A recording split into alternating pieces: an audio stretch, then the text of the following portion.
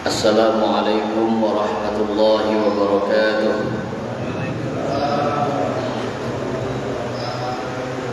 Alhamdulillahi rabbil alamin.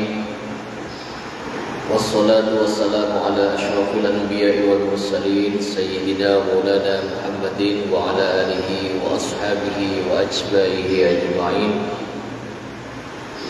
Amma ba'du, yang saya hormati dan saya muliakan Ketua dan Pengurus DKM Masjid Jami Al-Ikhlas, yang saya hormati, saya muliakan Imam Subuh, yang saya hormati dan saya muliakan para jamaah hadirin wal hadirat, baik yang di masjid ataupun yang mendengarkan di rumah, yang mudah-mudahan pada pagi hari ini kita selalu diberikan keberkahan oleh Allah Subhanahu wa taala. Amin. Puji syukur kepada Allah Subhanahu wa taala. Pertama, marilah kita panjatkan kepada Allah dengan sama-sama kita membaca hamdalah alhamdulillahi rabbil alamin, atas berkat rahmat yang Allah berikan kepada kita. Begitu banyak kenikmatan-kenikmatan yang Allah berikan kepada kita, dan kenikmatan yang terbesar yang Allah berikan kepada kita adalah kenikmatan iman wal Islam. Sekali lagi saya katakan, kenikmatan yang paling besar adalah kenikmatan yang Allah berikan kepada kita, kenikmatan iman wal Islam. Itu kenikmatan yang paling besar, sehingga kita berdoa dan berharap kepada Allah Subhanahu wa taala, Rabbana la tuzigh qulubana ba'da idh hadaitana wa hab lana min ladunka rahmatan innaka antal wahhab. Ya Allah, janganlah kau palingkan hati kami ini setelah engkau tanamkan hidayah. Ya Allah, janganlah kau palingkan hati kami ini setelah engkau tanamkan hidayah ke dalam hati kami ini. Karena yang namanya hidayah itu bisa saja sewaktu-waktu berubah. Iman seorang itu kadang naik, kadang berkurang. Dan kita bermohon kepada Allah, semoga Allah tidak memalingkan hati kami, hati kita semua yang sudah ditanamkan iman wal Islam oleh Allah Subhanahu wa taala. Para jamaah salat subuh Masjid Jami Al-Ikhlas yang dimuliakan oleh Allah Subhanahu wa taala, pada pagi hari ini adalah hari yang terakhir di bulan Safar. Sekali lagi saya tegaskan bahwa setiap bulan di dalam Islam itu memiliki makna, memiliki arti, dan bulan itu menjadi mulia bukan karena bulannya, tetapi karena peristiwa yang terjadi di bulan ini, peristiwa yang terjadi di bulan itu, maka bulan itu akan menjadi mulia. Bulan ini bulan Safar. Safar itu orang Jawa bilang disebut dengan bulan bala. Kalau di kami di Cirebon, di Indramayu, di Majalengka, wilayah 3, itu masih ada budaya namanya bikin apem atau cimplok. Apem itu kue yang pakai beras terus dikasih gula. Nah, kuenya itu dibagi-bagikan. Ini di bulan Safar, di bulan bala ini. Mengapa bulan Safar disebut dengan bulan bala? Karena memang ada peristiwa di bulan ini. Maka kita bahas 3 peristiwa ini. Yang pertama adalah di bulan Safar ini, di mana Rasulullah Muhammad SAW pertama kali jatuh sakit. Jadi Rasulullah Muhammad jatuh sakitnya di akhir di bulan Safar. Rasulullah Muhammad jatuh sakitnya pada akhir bulan Safar, selang antara 13, 14, ada yang bilang 15 hari kemudian Rasulullah Muhammad meninggal dunia.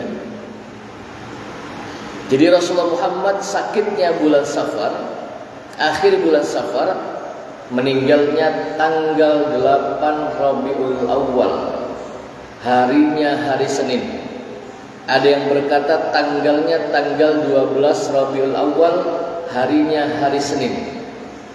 Tapi yang pasti Rasulullah Muhammad meninggalnya pada hari Senin, lahirnya hari Senin, meninggalnya hari Senin, diangkat menjadi Rasul hari Senin, memindah Hajar Aswad hari Senin, hijrah dari Mekah ke Madinah, sampai di Madinah juga hari Senin. Maka hari Senin itu harinya Rasulullah Muhammad SAW. Maka Rasulullah Muhammad setiap hari Senin beliau berpuasa.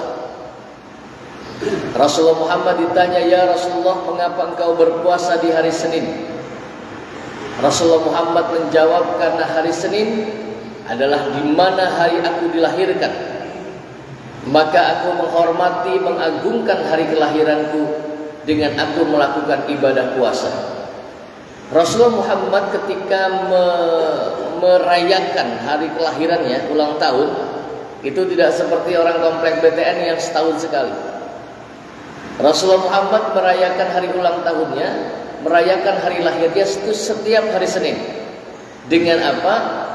Beliau melakukan ibadah puasa. Kalau kita ulang tahun 1 tahun sekali enggak puasa, justru kita makan,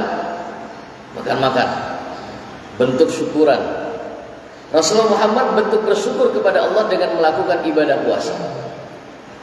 Rasulullah Muhammad jatuh sakit di bulan Safar, di akhir bulan Safar, dan beliau meninggal dunia pada hari Senin. Ada yang bilang tanggal 12, ada yang bilang tanggal 8 di bulan Rabiul Awal. Maka para wali mendorong, ayo di akhir bulan Safar, di bulan Safar ini, masih ketemu kita di bulan Safar, kita berdoa bermohon kepada Allah, semoga kita diselamatkan dari bala, mara bahaya dan musibah. Amin ya rabbal alamin. Ini saya diijazahkan nih. Kita sama-sama berdoa di akhir bulan Safar ini. Besok sudah tanggal 1 Rabiul Awal, sudah masuk tanggal 1 Maulid. Doanya sama-sama kita baca, ikuti bacaan saya. Bismillahirrahmanirrahim. Salamun ala Nuhin fil alamin. Salamun ala Ibrahim. Salamun ala Musa wa Harun. Salamun ala Ilyasin. Salamun qawlan min Rabbir Rahim. Salamun hiya hatta matla'il fajr. Salamun alaikum tibtum fadkhuluha khalidin. Itu doa, ada 7 salamun yang dibaca. Salamun ala Nuhin fil alamin, salamun ala Ibrahim, salamun ala Musa wa Harun, salamun ala Ilyasin, salamun qawlan min Rabbir Rahim, salamun hiya hatta matla'il fajr, salamun alaikum tibtum fadkhuluha khalidin. Ada 7 salam. Semoga kita diberikan keselamatan oleh Allah di bulan Safar ini, yang kata ulama-ulama ahli ma'rifat itu diturunkan 350.000 bencana, 350.000 wabah yang diturunkan di setiap akhir bulan Safar. Maka sampai Rasulullah Muhammad jatuh sakit, bahkan sakitnya Rasulullah Muhammad sampai beliau pingsan-pingsan dan meninggal dunia pada tanggal 12 Rabiul Awal, harinya hari Senin. 1. Yang kedua, di bulan Safar ini ada peristiwa juga, yaitu peristiwanya hijrahnya Rasulullah Muhammad SAW dari Mekah ke Madinah. Perjalanan hijrah Nabi ini dijadikan sebagai momentum, sebagai bulan pertama, sebagai momentum tahun baru Hijriah. Para sahabat ketika membuat tahun Hijriah itu mereka berkumpul dan mereka mengadakan musyawarah. Ini sebaiknya kita jadikan momentum untuk tahun Hijriah ini momentum apa? Ada yang bilang momentumnya momentum wafatnya Rasul. Oh jangan, karena meninggalnya Rasul itu padamnya cahaya, meninggalnya Rasul itu kesedihan yang sangat mendalam. Lalu para sahabat sepakat untuk membuat tahun Hijriah itu momentumnya adalah hijrahnya, berpindahnya Rasulullah Muhammad SAW dari Mekah ke Madinah. Hijrahnya Nabi bukan bulan Muharram. Sekali lagi saya katakan, hijrahnya Nabi bukan bulan Muharram. Beliau hijrah berangkat dari Mekah ke Madinah itu berangkatnya di bulan Safar, tanggalnya 27. Disepakati tanggalnya 27 Safar, dan sampai di Madinah pada hari Senin tanggal 8 Rabiul Awal. Ada yang bilang tanggal 9 Rabiul Awal, yang jelas harinya hari Senin. Beliau sakitnya bulan Safar, meninggalnya hari Senin. Beliau hijrahnya dari Mekah ke Madinah, berangkatnya di akhir bulan Safar, sampai di Madinah juga hari Senin tanggal 8 atau tanggal 9 di bulan Rabiul Awal. Lalu beliau membangun masjid pertama. Beliau membangun masjid yang pertama kali dibangun oleh beliau, namanya Masjid Quba, yang ada di Yasrib, Madinah. Mudah-mudahan kita diizinkan oleh Allah untuk bisa berangkat dan sholat di Masjid Quba, masjid yang pertama kali dibangun oleh baginda Rasulullah Muhammad SAW. Amin ya rabbal alamin. Para hadirin yang dimuliakan, perjalanan hijrah Nabi ini satu momentum yang sangat luar biasa. Rasulullah Muhammad itu adalah manusia yang paling mulia, nasabnya mulia, namanya mulia. Bahkan umatnya, kita ini umat Rasulullah Muhammad adalah umat yang mulia. Bukan hanya Rasulnya yang mulia, bukan hanya nama nabinya yang mulia, bukan hanya nasabnya yang mulia, termasuk kita umat Rasulullah Muhammad adalah umat yang mulia. Apa kemuliaannya?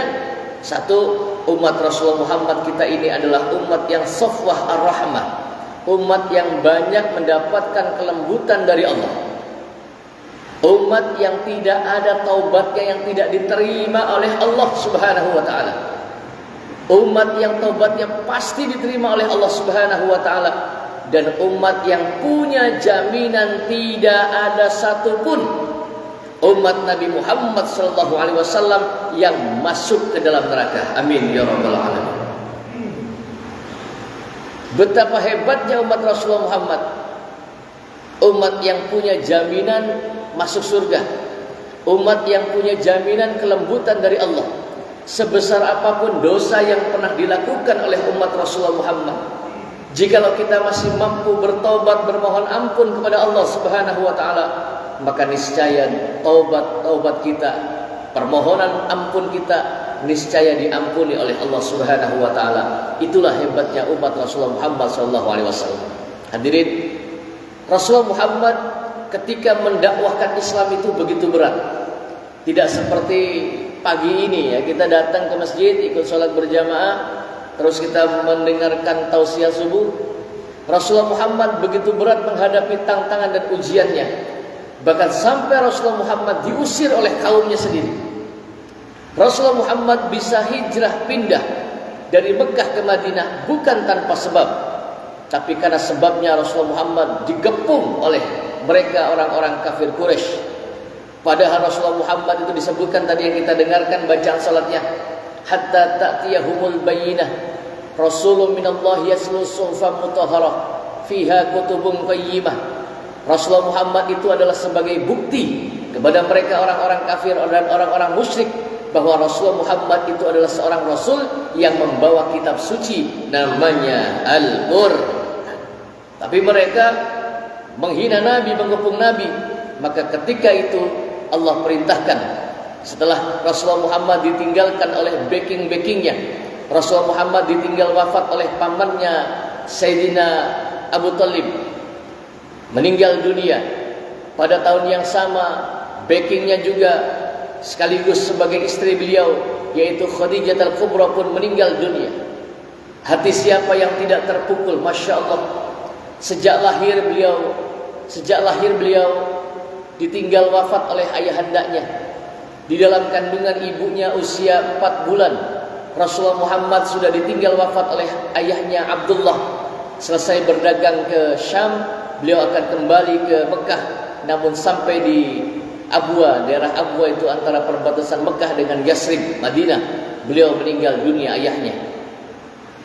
Seorang janda yang mengandung Rasulullah Muhammad. Tanggal 12 Rabiul Awal lahirlah Rasulullah Muhammad SAW. Hadirin, sedikit kita singgung tentang lahirnya Rasulullah Muhammad. Rasulullah Muhammad makhluk mulia, tapi beliau tetap adalah manusia, sama dengan kita. Qul innama ana basyarun mislukum yuha ilayya. Beliau itu adalah manusia sama dengan kita, manusia biasa. Kalau kita orang komplek BTN makan, maka Rasulullah Muhammad pun makan. Kalau kita orang komplek BTN tidur, maka Rasulullah Muhammad pun tidur. Tapi tidurnya Rasulullah Muhammad berbeda dengan kita. Beliau tidur, matanya boleh terpejam, tetapi hatinya tidak pernah tertidur. Beliau manusia yang luar biasa, punya khosois di dalam tubuhnya. Maka ada sebuah syair yang mengatakan begini: Lam yahtalim qantu taha mutlaqan abadan wa ma tasha'aba aslan fi mada zamani ya rabbi bil mustafa balligh waghfir lana ma madha ya wasi'al karami minhu ad-dawab falam tahrab wa ma waqa'at dubabatun abadan fi jismihi al-hasani ya rabbi bil mustafa waghfir lana ma madha ya wasi'al karami wa qalbuhu lam yanam wal 'ainu qad nasat ولا يرى ذله في الشمس ذو فضل يا رب بالمصطفى واغفر لنا ما مضى يا واسع بخلفه كأمام رؤية ثبتت ولا يرى أثر بول منه في علني يا رب بالمصطفى سيدنا واغفر لنا ما مضى يا واسع الكرم. Ada 6 yang akan saya sebutkan. Betapa mulianya fisik Rasulullah Muhammad. Kita tidak pernah berjumpa dengan Rasul, kita tidak pernah bertemu dengan Rasul, tetapi kita sangat yakin dan percaya kepada Rasulullah Muhammad SAW. Bapak-bapak dan ibu-ibu di rumah yang tidak pernah melihat bagaimana wajah Rasul, bagaimana fisik Rasul saja, begitu dahsyatnya cinta kita kepada Rasulullah Muhammad, apalagi kita bertemu dengan Rasulullah Muhammad SAW. Hadirin, Rasulullah Muhammad tetap manusia, tapi punya khosois, punya kelebihan. Masih ada waktu 3 menit lagi. Apa kelebihan Rasulullah Muhammad? 1, lam yahtalim qattu toha mutlaqan abadan. Saya kadang-kadang nangis kalau menceritakan betapa mulianya fisik Rasul. Rasulullah Muhammad itu, Bapak Ibu hadirin, seumur hidupnya tidak pernah mimpi buruk, enggak pernah mimpi jorok, enggak pernah mimpi yang aneh-aneh.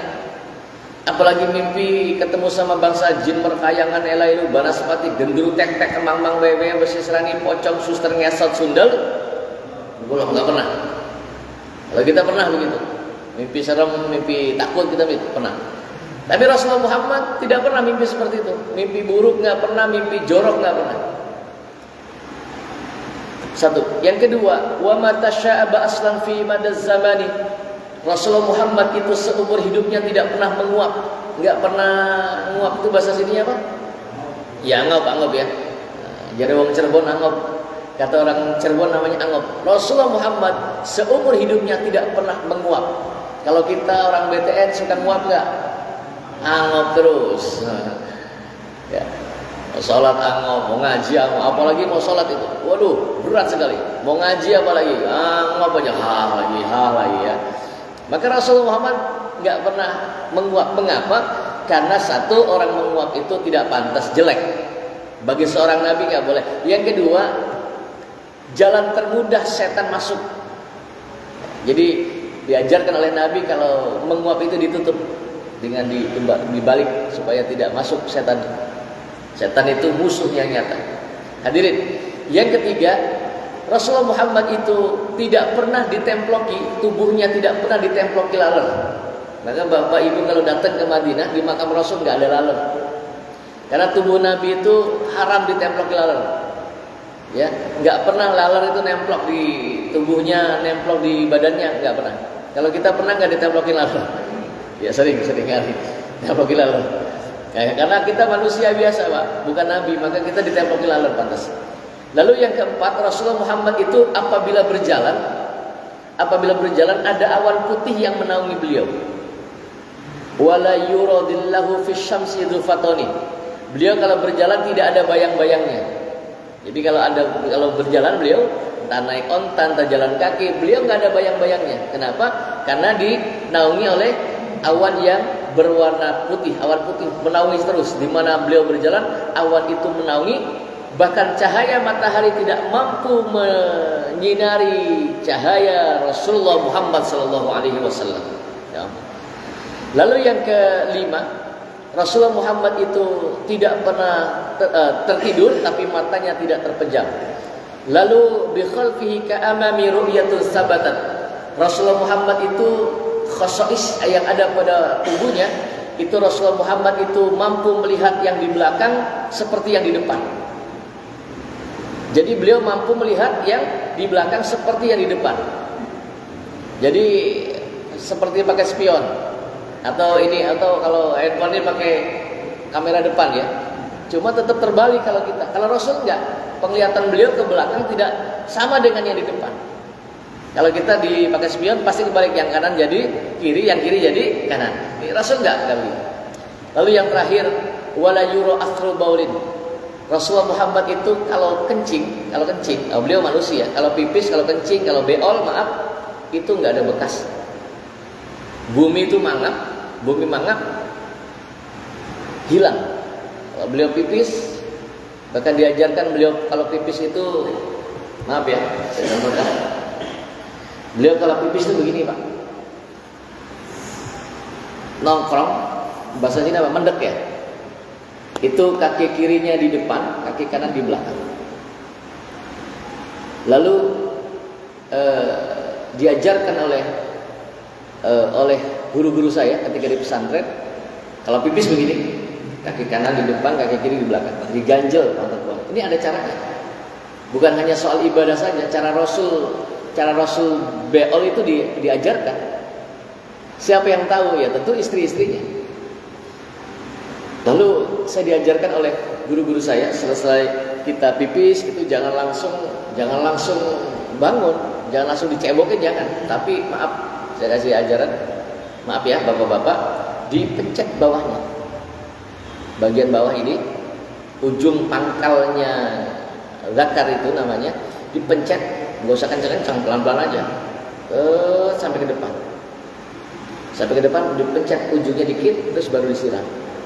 Nah, di situ tempat sisa najis Pak. Jadi kalau kita nggak sadar, kadang-kadang kita ambil pipis, habis pipis, apalagi pipisnya berdiri, nggak jongkok, main siram saja. Begitu kita sudah ambil air wudhu, terus kita sholat, begitu ruku, berasa tuh tekan, ada yang keluar, cerit, itu najis. Batal sholatnya, batal wudhunya, batal sholatnya. Jadi yang diajarkan oleh Rasul seperti itu. Ya. Jadi dipraktekkan, dipencet bagian ujungnya pelan sampai mendekat ini, terus baru dipencet ujungnya disiram. Itu sampai cara seperti itu diajarkan oleh Nabi. Diajarkan cara pipis itu, kakinya di depan, yang kiri, yang kanan di belakang. Masuk kamar mandi yang kiri dulu, terus kalau masuk masjid yang kanan dulu. Itu diajarkan oleh Rasulullah Muhammad SAW sebagai uswatun hasan. Bapak Ibu, itu bukan tema kita pada pagi ini. Lalu Rasulullah Muhammad hijrah. Saya ulangi, hijrahnya berangkat dari bulan Safar, bukan bulan Muharram, sampai ke Madinah pada tanggal 8 Rabiul Awal. Ya. Rasulullah Muhammad itu jelas Pak, uswatun hasanah. Rasul kalau tidur tuh sukanya begini. Tangannya itu ditempel di pipi. Beliau sering meniduri ini, tangannya sendiri. Jadi begini. Kepala beliau di utara, wajahnya dihadapkan ke barat. Kepala beliau di utara, persis seperti orang meninggal. Kepalanya di barat, di utara, kepalanya dihadapkan ke barat, terus kakinya ditumpuk dua. Itu Rasulullah Muhammad kalau tidur. Beliau kalau berjalan itu cepat. Bapak Ibu tahu alisnya Rasulullah Muhammad itu seperti busur panah, lempeng, seperti busur panah.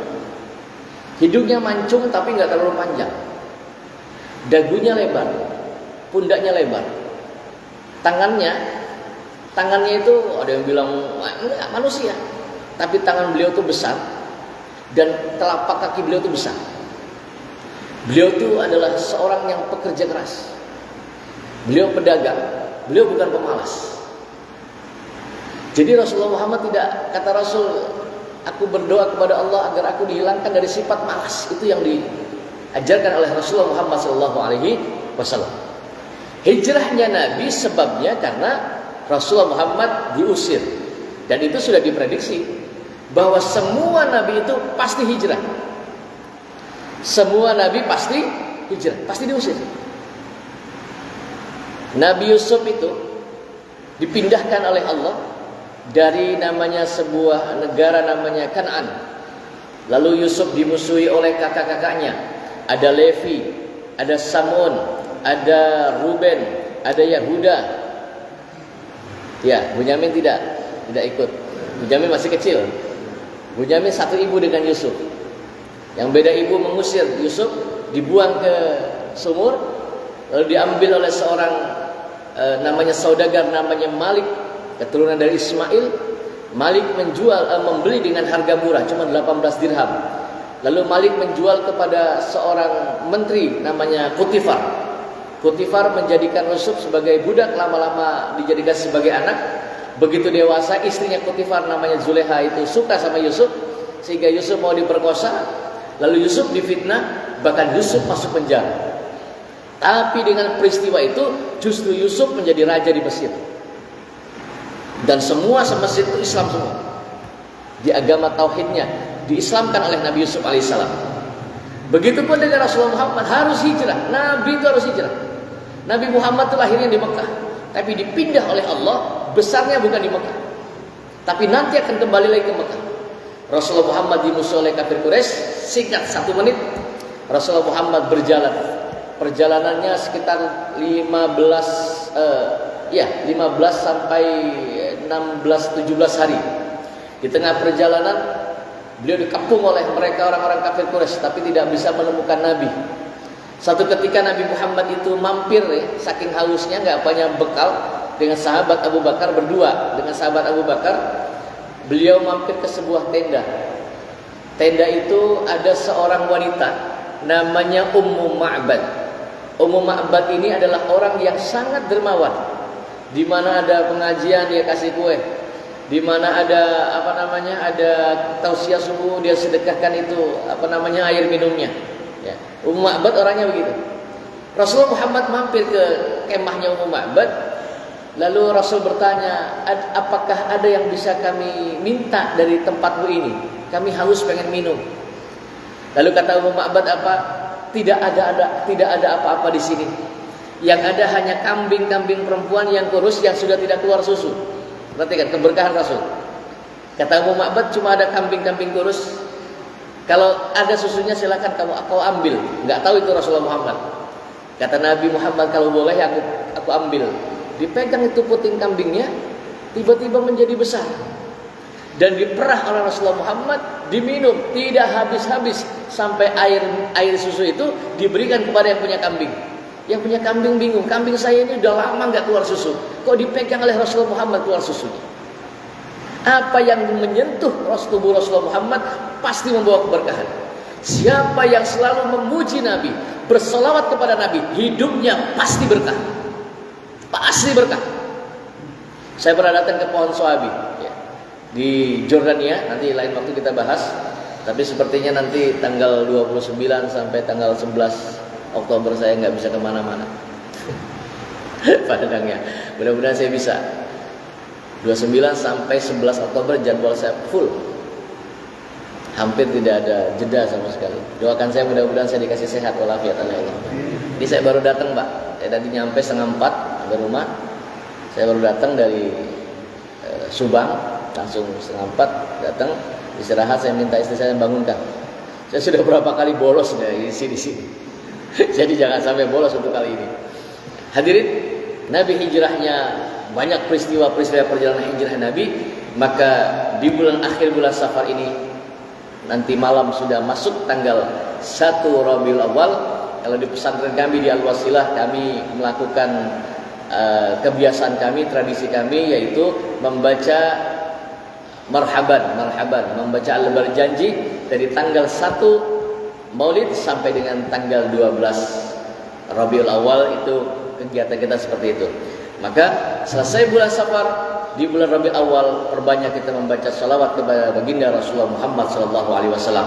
Semoga Allah selamatkan kita di bulan ini, di bulan Safar, akhir bulan Safar ini, dan kita diberikan keberkahan di bulan Rabiul Awal dan bulan-bulan berikutnya. Yang terakhir hadirin, di bulan Safar ini satu menit, yaitu menikahnya Rasulullah Muhammad SAW dengan Sayyidatina Khadijah. Jadi menikahnya Nabi, pertama kali menikah dengan Khadijah, wanita kaya itu, yang janda kaya itu, yaitu pada bulan Safar. Jadi Ustadz, boleh nggak saya punya anak perempuan pengen kawin di bulan Safar? Boleh. Walaupun bulan Safar disebut bulan bala, tapi Khadijah dengan Rasulullah Muhammad itu menikahnya di bulan Safar. Untuk lebih jelasnya ada di YouTube saya, di TV One Damai Indonesiaku, saya bahas tentang bulan Safar. Bismillahirrahmanirrahim. Alhamdulillahirabbil alamin, hamdan syakirin, hamdan na'imin, hamdan yuafi ni'amahu wa yukafi mazidah. Ya Rabbana lakal hamdu kama yanbaghi li jalali wajhikal karim wa 'azimi sultanik. Allahumma shalli ala sayyidina Muhammadin salatan tunjina biha min jamil ahwali wal afat, wa taqdi lana biha jami'al hajat, wa tutahhirna biha min jami'is sayyi'at, wa tarfa'na biha indaka 'ala ad-darajat, wa tuballighuna biha aqsal ghayat min jamil khairil hayati wa ba'dal mamat. Allahumma thabbit imanana wa islamana warzuqna al-istiqamah fil ibadah wal uluman nafi'ah wal arzaqal mubarakah wal aulad as-salihah wal a'mar at-tawilah fi ta'atika ya Allah wal husnul khatimah. Rabbana ighfir li wa li walidayya wa lil mu'minina yawma yaqumul hisab. Rabbana atina min ladunka rahmatan wa hayyi' lana min amrina rasyada. Rabbana atina fid dunya hasanah wa fil akhirati hasanatan wa qina adzabannar. Wa sallallahu ala sayyidina Muhammadin nabil ummi wa ala alihi wa sahbihi wa baraka wasallam. Subhana rabbika rabbil izzati amma yasifun wa salamun ala al mursalin walhamdulillahi rabbil alamin. Sallallahu ala